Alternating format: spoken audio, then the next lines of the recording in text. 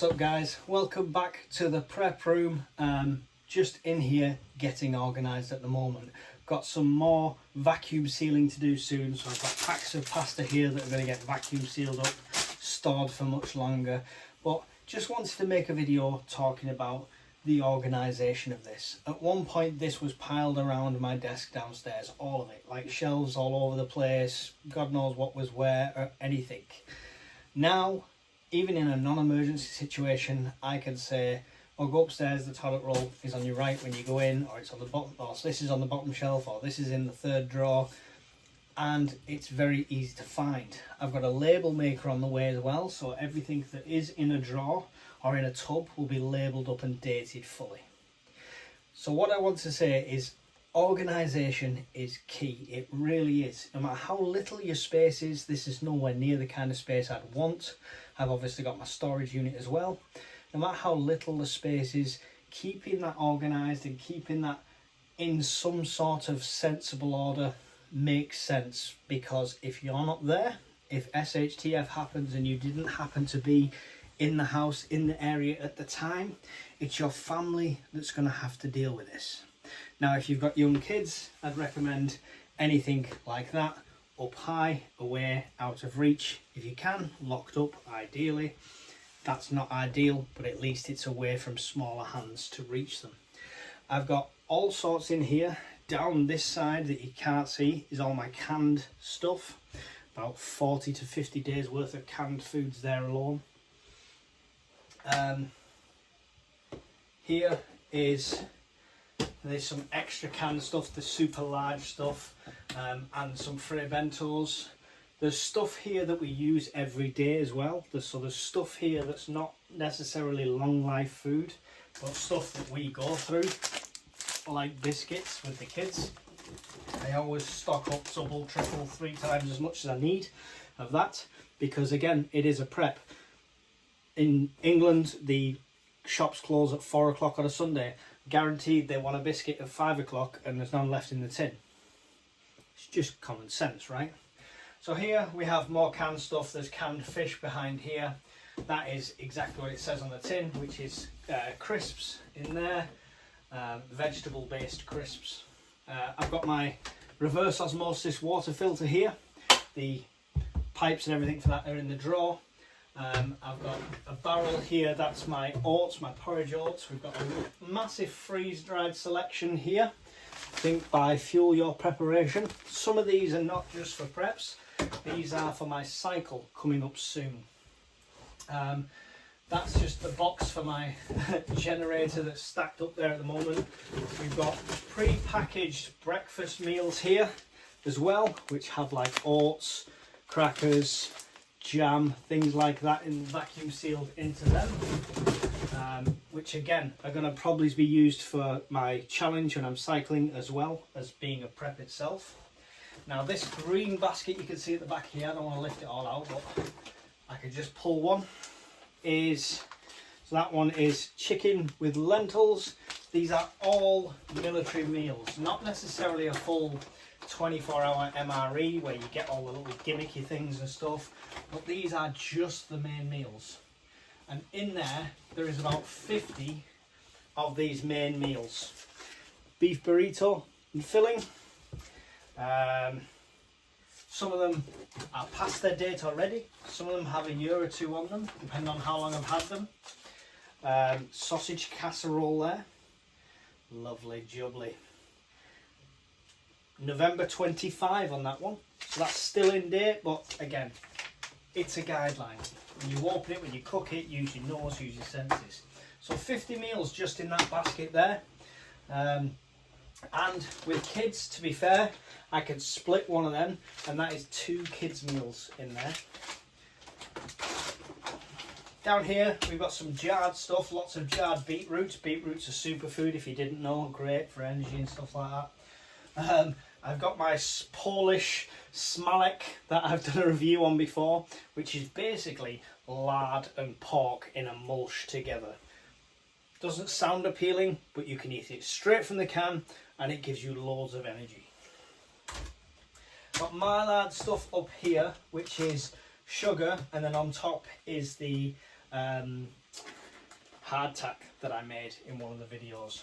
So that's what's there. I've got some sauces here as well, all sorts of bits and bats all over the place. Vacuum bags just on top. Here I've got a stove yet to review and test, which is the EcoZoom. That's going to be cool to do when we get outdoors with that one. Shelves full of pasta and things like dried milk down here. I'm not going to point the camera everywhere, I'm just going to, it's only a brief whistle stop, this one. Up here, toilet roll, you can see the front fascia of there. Crisp breads, I've got loads of these crisp breads like this.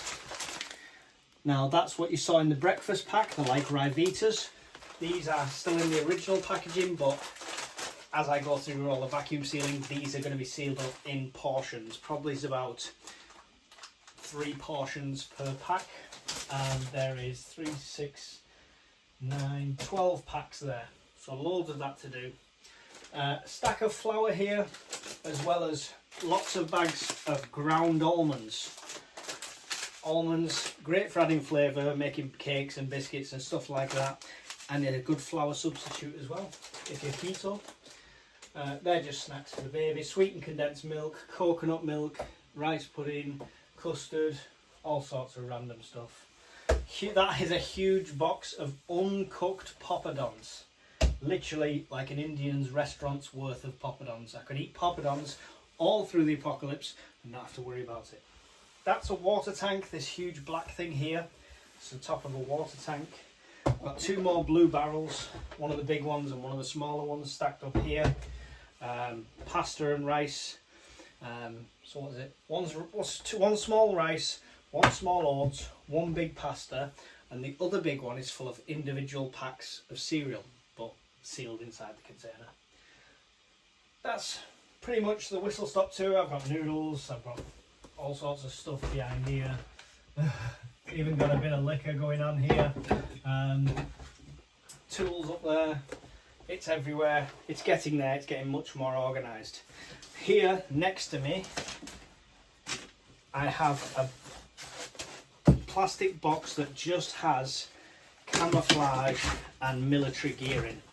Yeah, should I need to go out on a recce, anything like that. Clothing that fits not just me, but Mrs. Urban Prepper as well. All in there, should we need that. So that was that box there, full of all the camping gear and stuff like that. There's also some high vises on top as well.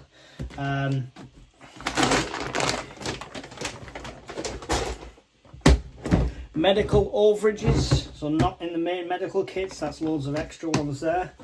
Got a quick butcher's in here, see the kind of thing that we have more of than we possibly need, that's why it's in here. Of course, we've got smaller bandages, ice packs, TCP, sanitizer. This is for like eye washing, squirting out your eyes. Emergency thermal survival blankets. This one's actually one of the bags, so it's a full sleeping bag one, not just a blanket. We've got pre-packed sealed wound dressings. That's a really large one. Then we've got gauze here, combat gauze. Splints going on down there. Even got a life straw sat in here, and this is all just the extras, the stuff that's not in the medical kits or not in another bag. Lots of bandages, etc. So boxes like that, and then we've got 2 totes here. The bottom one is full of PPE gear, anything that you'd need for some sort of viral situation, some sort of pandemic, is all down in the bottom. The top one is half empty, it's only just starting to be filled, but that's another food box, that top one, for dried foods. So of course that's just on the surface, that's just the tip of the iceberg. I'm not going to sit here and go through every single prep I've got. We'd both be here all day, and plus then you would know too much. But do have 6 big drawers under all that. The shelves have more than 1 fascia. These go quite back, so, and I've got my storage unit, and I've got all the stuff downstairs as well, so more than enough if something happened right now. But as any prepper will tell you, not finished, not happy, nowhere near finished. I want more. I want to get it fully stocked, and I'd love, once we move, to have the space to do that as a proper full garage pantry. But this is in a little 3-bedroom terraced house in the middle of a town slash city. Large town, sorry, in the middle of a large town. And this is what we managed to do with such little space. Still plenty of room for expansion. I think I could fit another couple of shelves in above there and a few on the back wall, so watch this space, there'll be more to add.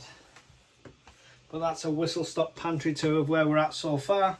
I've got to carry on sorting this now, and I've got to start getting everything labelled up, because if I'm not here, they need to know what to do. Thanks for watching the video, guys. Don't forget to smash the like button, hit subscribe if you're new to the channel, and you won't be disappointed, and I'll see you all in the next video. Goodbye.